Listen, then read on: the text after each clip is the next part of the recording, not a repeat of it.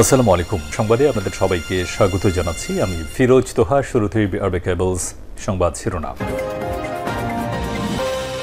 বাংলাদেশের সর্বশেষ গুরুত্বপূর্ণ আপডেট সংবাদে আপনাকে স্বাগত। শুরুতেই সংবাদ শিরোনাম, পরে বিস্তারিত।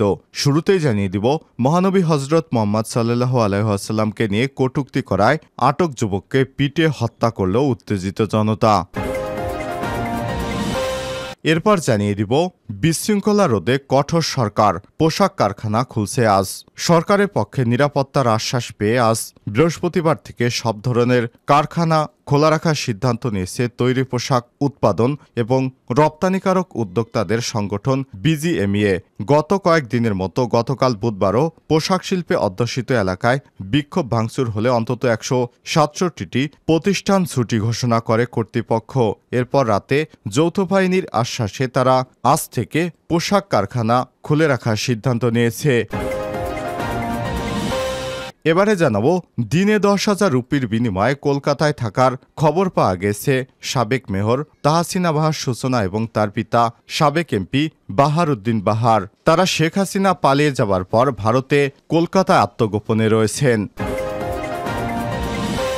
এবারে জানাবো, ইসির পদত্যাগ দাবিতে রাজধানীর আগারগাঁওয়ে বিক্ষোভ মিছিল। প্রধান নির্বাচন কমিশন সিসি কাজী হাবিবুল আওয়াল ইসির পদত্যাগ এবং 2018 এবং 2014 সালে জাতীয় নির্বাচনের সময় ইসির দায়িত্ব পালন করা কে এম নুরুল হুদা ও কাজী রকিবউদ্দিন আহমেদকে দৃষ্টান্তমূলক শাস্তিসহ 5 দফা দাবিতে বিক্ষোভ মিছিল ও সমাবেশ অনুষ্ঠিত হয়েছে।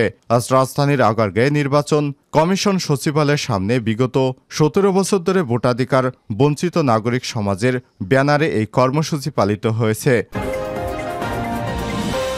এবারে জানাবো, আইনের ফাঁদে আটকা 2,36,000 কোটি টাকা।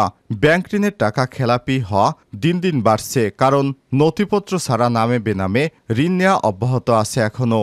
এসব ঋণ আদায়ে অর্থঋণ আদালতের দ্বারস্থ হচ্ছে ব্যাংকগুলো। এই আদালতের বিচারাধীন মামলায় আটকে থাকা টাকার পরিমাণ দিন দিন বাড়ছে। বাংলাদেশ ব্যাংকের আইন বিভাগের এক প্রতিবেদনে সব তথ্য পাওয়া গেছে। তারা বলছে, এ পর্যন্ত 2,27,593টি অর্থঋণ আদালতে মামলা হয়ে ঝুলে রয়েছে। গত মাস শেষে দেশে 60টি ব্যাংকের অর্থঋণ প্রায় 2,36,489 কোটি টাকা। 3 মাস আগে গত বছরের ডিসেম্বরে মামলার সংখ্যা ছিল 2,06,584টি।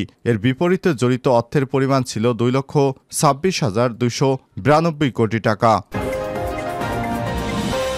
এবং সর্বশেষ জানিয়ে দিব, যুক্তরাষ্ট্রের লাল তালিকায় বাংলাদেশের নাম। মার্কিন নাগরিকদের জন্য ঝুঁকিপূর্ণ দেশের তালিকায় যুক্ত হয়েছে বাংলাদেশের নাম। এই তালিকায় এখন রয়েছে 21টি দেশ।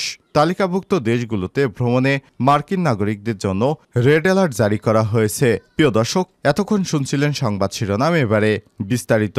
তবে তার আগে বন্ধুরা, অনুরোধ থাকবে এই সংবাদটিতে একটি লাইক দিন। এই চ্যানেলে আপনি নতুন হয়ে থাকলে আমাদের সংবাদটি দেখতে দেখতে চ্যানেলটি সাবস্ক্রাইব করে রাখুন। কমেন্ট করে আপনার মূল্যবান মতামত জানিয়ে দিন বন্ধুরা, আপনি বিশ্বের কোন দেশ থেকে বা বাংলাদেশের কোন স্থান থেকে আমাদের সংবাদটি দেখছেন এবং শুনছেন। মহানবীকে নিয়ে কটূক্তি করায় আটক যুবককে পিটে হত্যা করল উত্তেজিত জনতা। মহানবী হজরত মোহাম্মদ সাল্লাল্লাহু আলাইহি ওয়াসাল্লামকে নিয়ে কটূক্তি করায় খুলনায় উৎসব মণ্ডল নামে এক যুবককে পিটে হত্যা করেছে উত্তেজিত জনতা। গত রাত 12:15টার দিকে নগরীর সোনাডাঙ্গা আবাসিক এলাকায় দুর্ঘটনা ঘটে। খুলনা মেট্রোপলিটন পুলিশের ডেপুটি কমিশনার সাউদ মোহাম্মদ তাজুল ইসলাম এসব তথ্য নিশ্চিত করেছেন। স্থানীয় লোকজন জানায়, কলেজ ছাত্র উৎসব মণ্ডল মহানবী হজরত মোহাম্মদ সাল্লাল্লাহু আলাইহি ওয়াসাল্লামকে নিয়ে সামাজিক যোগাযোগ মাধ্যমকে ব্যবহার করে কটূক্তি ছড়ায়। বুধবার রাত 7:45টার দিকে কয়েকজন শিক্ষার্থী তাকে খুঁজে বের করে নগরীর সোনাডাঙ্গায় ডেপুটি পুলিশ কমিশনার সাউদ কার্যালয়ে নিয়ে যান। বিষয়টি জানাজানি হলে শত শত লোক গিয়ে ওই কার্যালয়ে ঘেরাও করে এবং বিক্ষোভ শুরু করে। বিক্ষুব্ধ জনতা কটূক্তিকারীকে তাদের হাতে তুলে দেওয়ার নির্দেশ দেয় এবং কার্যালয় ঘেরাও করে বিক্ষোভ করতে থাকেন। খবর পেয়ে সেনাবাহিনী এবং নৌবাহিনী বাহিনীর সদস্যরা সেখানে গিয়ে তাদের শান্ত করার চেষ্টা করে। এক পর্যায়ে রাত 12:15টার দিকে উত্তেজিত জনতা উৎসব মণ্ডলকে পিটিয়ে মেরে ফেলে। ডেপুটি কমিশনার সাউদ তাজুল ইসলাম সমকালকে জানিয়েছেন, আটক উৎসব মণ্ডলের বিরুদ্ধে মামলা এবং তাকে আদালতের মাধ্যমে বিচারের আওতায় আনার ব্যাপারে আইনশৃঙ্খলা বাহিনীর পক্ষ থেকে বিক্ষোভকারীদের আশ্বাস দেওয়া হয়েছিল। তারপরও পরিস্থিতি শান্ত হয়নি। তারা উৎসবকে পিটিয়ে হত্যা করে। বিশৃঙ্খলা রোধে কঠোর সরকার পোশাক কারখানা খুলছে আজ। সরকারের পক্ষে নিরাপত্তার আশ্বাস পেয়ে আজ বৃহস্পতিবার থেকে সব কারখানা খোলা রাখার সিদ্ধান্ত নিয়েছে পোশাক উৎপাদন এবং রপ্তানিকারক উদ্যোক্তাদের সংগঠন বিজিএমইএ।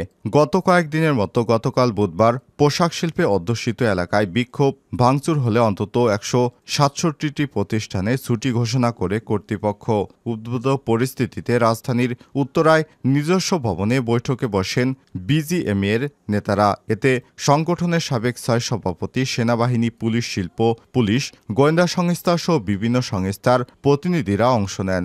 বৈঠকে যৌথ বাহিনী শৃঙ্খলা রোধে কঠোর অবস্থানের আশ্বাস দিলে তারা আজ থেকে কারখানা খোলার নির্দেশ দেন। পরে সংবাদ সম্মেলনে বিজিএমের সভাপতি খন্দকার রফিকুল ইসলাম বলেন, সেনাবাহিনীর নেতৃত্বাধীন যৌথ বাহিনী থেকে আমাদের সর্বোচ্চ নিরাপত্তা দেওয়ার আশ্বাস দেওয়া হয়েছে। প্রয়োজনে বিশৃঙ্খলাকারীদের গ্রেপ্তার করবে তারা। পোশাক মালিকেরা আশ্বস্ত হয় বৃহস্পতিবার থেকে অভিযোগ সব কারখানা খোলা রাখা হবে। এদিন শিল্প এলাকায় সেনাবাহিনী টহল দিয়েছে। যৌথ বাহিনীও হলেও ছিল না গ্রেপ্তারের ক্ষমতা, কিন্তু আজ থেকে তারা গ্রেপ্তার করবে।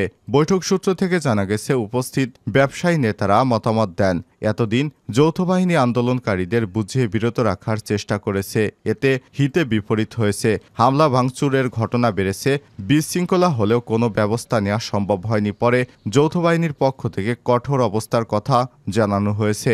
ব্যবসায়ী নেতারা নারীর চেয়ে পুরুষ শ্রমিক বেশি নিয়োগের দাবিতে অদ্ভুত বলেও মন্তব্য করেছেন, কারণ পুরুষ শ্রমিকেরা মাঝে মাঝেই বিভিন্ন জিনিস ভাঙচুর এবং অ্যাগ্রেসিভ মনোভাবের হয়ে থাকে। শ্রমিক নেতারাও সহায়তা দেবেন। সবকিছু ইতিবাচক মনে হয় কারখানা চালু রাখা হবে। দিনে 10,000 রুপির বিনিময়ে কলকাতায় আত্মগোপনে সাবেক এমপি বাহার এবং তার মেয়ে। বাংলাদেশের সাম্প্রতিক রাজনৈতিক পথ পরিবর্তনের পর কলকাতার আত্মগোপনে রয়েছে কুমিল্লা 6 আসনের আওয়ামী লীগের সাবেক এমপি বাহাউদ্দিন বাহার এবং তার সঙ্গে আত্মগোপনে রয়েছে তার মেয়ে কুমিল্লা সিটি কর্পোরেশনের সাবেক মেয়র তাহসিন বাহার সূচনা। বর্তমানে বাবা এবং মেয়ে উভয় কলকাতার একটি রাজনৈতিক নেতার আশ্রয়ে রয়েছেন। ওপি ইন্ডিয়া নামে ভারতের একটি সর্বভারতীয় গণমাধ্যম সূত্র থেকে জানা গেছে, 10 দিন আগে সীমান্তে পেরিয়ে তারা কলকাতার এই রাজনৈতিক নেতার আশ্রয়ের অবস্থান নিয়েছেন। এর জন্য প্রতিদিন তাদের 10,000 রুপি গুনতি হচ্ছে। সংবাদ মাধ্যমটির দাবি, ভারত থেকে লন্ডনে গিয়ে তারা রাজনৈতিক আশ্রয় নিতে পারেন। গত 5 আগস্ট প্রধানমন্ত্রী শেখ হাসিনার পদত্যাগ এবং বাংলাদেশ থেকে পলায়নের পরপরই কুমিল্লার মনোহরপুর মুন্সেফ বাড়ি এলাকা বাহারের বাড়ি ভাঙচুর করা হয়। এ সময় আওয়ামী লীগের নেতাকর্মীদের পথ অনুসরণ করে বাহারুদ্দিন এবং তার মেয়ে তাহসিন বাহার সূচনা বাংলাদেশ ছেড়ে পালিয়ে যায়। জানা গেছে, গত 29 আগস্ট রাতে কুমিল্লার বুড়িংচং উপজেলা সারানল সীমান্ত দিয়ে ভারতে প্রবেশ করেন তাহসিন বাহার সূচনা। এরপর থেকে সোশ্যাল মিডিয়ায় যথেষ্ট সক্রিয় হয়ে ওঠেন তিনি। ভারতের ত্রিপুরা রাজ্যের বক্সনগড় এলাকায় 2 দিন কাটিয়ে 31 তারিখ কলকাতায় ঢোকেন সূচনা। আর অবৈধভাবে ভারতে প্রবেশের জন্য তাদের সহযোগিতা করে প্রভাবশালী আওয়ামী লীগ নেতার ঘনিষ্ঠ একজন ব্যবসায়ী। ইসির পদত্যাগের দাবিতে রাজধানীর আগারগাঁয়ে বিক্ষোভ মিছিল। প্রধান নির্বাচন কমিশনার সিসি কাজী হাবিবুল আওয়াল শো ইসির পদত্যাগ এবং 2018 থেকে 2014 সালে জাতীয় নির্বাচনের সময় ইসির দায়িত্ব পালন করা কেএম নুরুল হুদা ও কাজী রাকিবউদ্দিন আহমেদকে দৃষ্টান্তমূলক শাস্তি সহ 5 দফা দাবিতে বিক্ষোভ মিছিল ও সমাবেশ অনুষ্ঠিত হয়েছে। বুধবার 4 সেপ্টেম্বর রাজধানীর আগারগাঁয়ে নির্বাচন কমিশন সচিবালয়ের সামনে বিগত 17 বছর ধরে ভোটাধিকার বঞ্চিত নাগরিক সমাজের ব্যানারে এই কর্মসূচি পালন করা হয়। 5 দফার মধ্যে চুক্তিভিত্তিক এই কর্মকর্তাদের অপসারণ করে দক্ষ, যোগ্য এবং সৎ কর্মকর্তাদের নির্বাচনী কাজে পদায়ন করার দাবিও করেছেন তারা। বিক্ষোভকারীদের দাবি, 2018 সালে নৈশ ভোট অনুষ্ঠান এবং 2014 সালে বিনা ভোটে আওয়ামী লীগের সরকার গঠনের ক্ষেত্রে নুরুল হুদা ও কাজী রকিবউদ্দিন আহমেদ কমিশনের নগ্ন ভূমিকা রয়েছে। সুতরাং তাদের আইনের আওতায় এনে চূড়ান্ত শাস্তি দিতে হবে।